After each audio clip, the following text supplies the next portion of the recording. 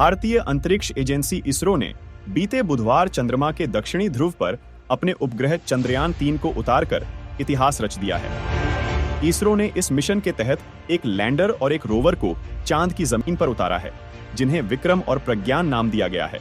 विक्रम और प्रज्ञान को अलग अलग तरह के 6 उपकरणों से लैस किया गया है, जिनका काम चांद पर अलग अलग तरह के प्रयोग करके नई जानकारियां जुटाना है। लेकिन ये काम सिर्फ अगले 14 दिनों तक जारी रह सकेगा, क्योंकि विक्रम और प्रज्ञान की जिंदगी सिर्फ इतनी ही है। इसरो ने अपनी वेबसाइट पर बताया है कि विक्रम और प्रज्ञान की मिशन लाइफ सिर्फ 14 दिनों लंबी है। लेकिन ऐसा क्यों है? इसरो ने चंद्रयान-3 के साथ चांद पर पहुंचे विक्रम लैंडर और प्रज्ञान रोवर की जिंदगी सिर्फ 14 दिन बताई है। इसकी वजह विक्रम और प्रज्ञान का सौर ऊर्जा पर आधारित होना है। अगर आपने विक्रम लैंडर और प्रज्ञान रोवर की तस्वीरें देखी हैं, तो आपका ध्यान उन पर लगे सोलर पैनल पर गया होगा। विक्रम लैंडर को 3 तरफ से सोलर पैनल से ढका गया है, ताकि उसे हर हालत में पर्याप्त रोशनी मिल सके। लेकिन ऐसा सिर्फ अगले 14 दिनों तक ही संभव है, क्योंकि 14 दिन के अंदर चांद का यह हिस्सा अंधेरे में डूब जाएगा। क्योंकि चांद का एक दिन पृथ्वी के 14 दिन जितना लंबा होता है। चांद पर बीती 23 अगस्त को सूरज उगा था, जो 5-6 अगस्त तक ढल जाएगा।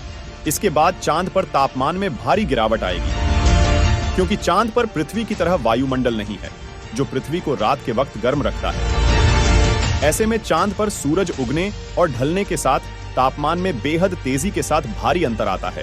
इसरो प्रमुख डॉक्टर एस सोमनाथ ने बताया है, सूरज ढलने के साथ ही सब कुछ अंधेरे में डूब जाएगा।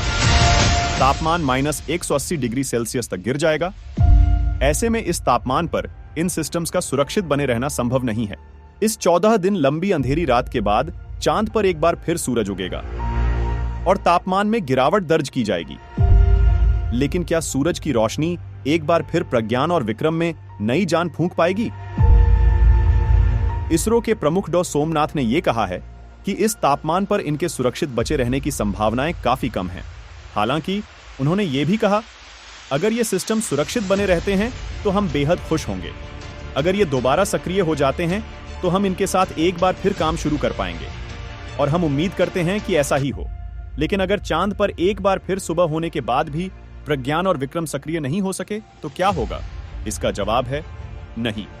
विज्ञान से जुड़े विषयों को लंबे समय से कवर कर रहे वरिष्ठ पत्रकार पल्लव बागला इसका जवाब विस्तार से देते हैं। वह कहते हैं, इस मिशन को चांद के नमूने संग्रहित करने वाले मिशन नहीं हैं। इन पर मौजूद उपकरण लेजर की मदद से जानकारी जुटाएंगे, जिसका विश्लेषण किया जाएगा। अभी भारत के पास वो तकनीक उपलब्ध नहीं है जिससे वो चांद पर अपना मिशन भेजकर सैंपल के साथ वापस लेकर आ सके।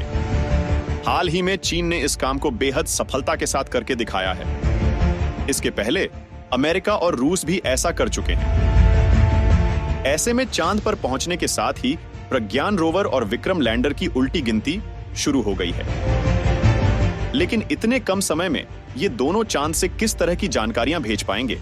इसरो प्रमुख डॉक्टर एस सोमनाथ ने बताया है, इन 14 दिनों में चांद पर जो काम होना था वो शुरू हो चुका है। थोड़े समय में उनकी तस्वीरें आना भी शुरू हो जाएंगी।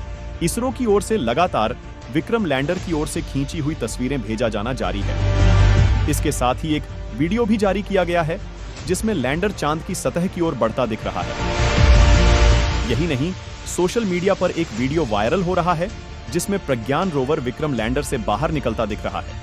चांद की सतह पर पहुंचने के बाद पहले सारे उपकरणों की जांच की जाती है। देखा जाता है कि वे ठीक से चल रहे हैं या नहीं, एक दूसरे के साथ संवाद करने में सक्षम हैं या नहीं। और इसके बाद वैज्ञानिक प्रयोग शुरू होंगे। क्योंकि अभी चांद पर दिन है और सूरज निकला हुआ है, ये उपकरण सोलर पावर पर आधारित है। सूरज ढलने के बाद ये काम करना बंद कर देंगे। इनकी बैटरियों में जान नहीं बचेगी। ऐसे में इसरो ने तुरंत इस दिशा में काम करना शुरू कर दिया है। नासा के मुताबिक चांद के दक्षिणी ध्रुव एक रहस्यों से भरी हुई जगह है, जहां काम करना बेहद जटिल है। ऐसे में क्या प्रज्ञान को आने वाले दिनों में किसी तरह की चुनौतियों का सामना करना होगा? 6 पहियों वाले इस रोवर का वजन मात्र 26 किलोग्राम है, जो बेहद धीमी गति से चलता है।